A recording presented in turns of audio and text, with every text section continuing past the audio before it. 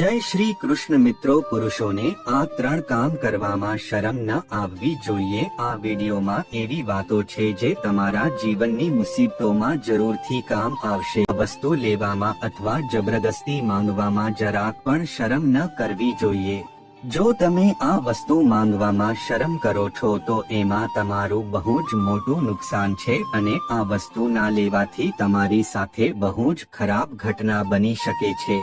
મિત્રો, આ વાત એકદમ સાચી છે। જૂની માન્યતાઓ મુજબ જે વ્યક્તિ આ વસ્તુને માંગવામાં શરમ કરે છે તેને ક્યારેય પણ સફળતા નથી મળતી અને સંતોષ પણ નથી મળતો। મિત્રો, તમને કહી દઉં કૃષ્ણવાણી વિશે તમે જાણતા જ હશો। કૃષ્ણવાણીમાં કૃષ્ણ ભગવાને ઘણી બધી એવી વાતો કહી છે જેમાં કોઈ પણ વ્યક્તિએ પોતાના જીવનમાં અમલ કરી દીધી તો તે વ્યક્તિને પોતાના જીવનમાં સફળતાની સીડી ચડવાથી કોઈ નથી રોકી શકતો।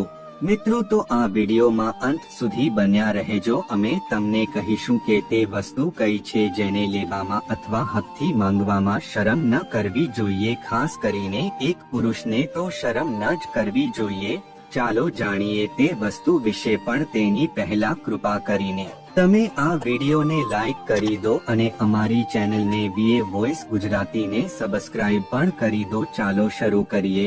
નંબર 1, પતિ પત્નીનો પ્રેમ। મિત્રો, શારીરિક સંબંધના રૂપમાં કોઈ પણ પ્રેમી જોડાણને આ ફૂલ ન કરવી જોઈએ। મજબૂત બનાવવા માટે બંનેની વચ્ચે હંમેશા હસી મજાક સલાહ મશોરા હોવા જોઈએ।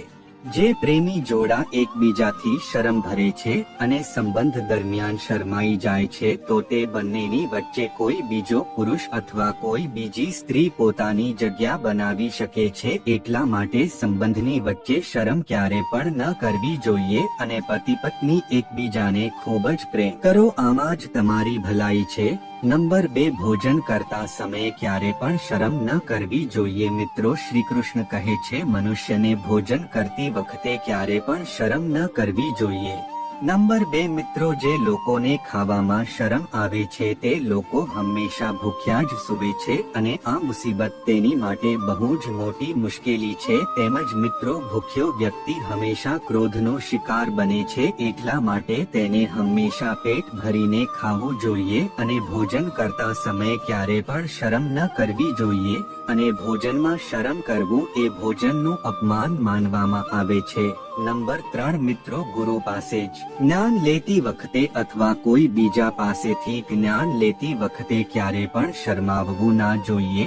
મિત્રો, શ્રી કૃષ્ણના મુજબ ગુરુ પાસે જ્ઞાન લેતી વખતે ક્યારે પણ શરમાવવું ના જોઈએ, કેમ કે જે વ્યક્તિ જ્ઞાન લેતા સમયે શરમ કરે છે તેનું જ્ઞાન હંમેશા અધૂરું રહી જાય છે અને આવો વ્યક્તિ તેના જીવનમાં ક્યારે પણ સફળતાની સીડી ચડી નથી શકતો। એટલા માટે કહેવામાં આવે છે કે અધૂરું જ્ઞાન હંમેશા વ્યક્તિને મુસીબતમાં નાખે છે।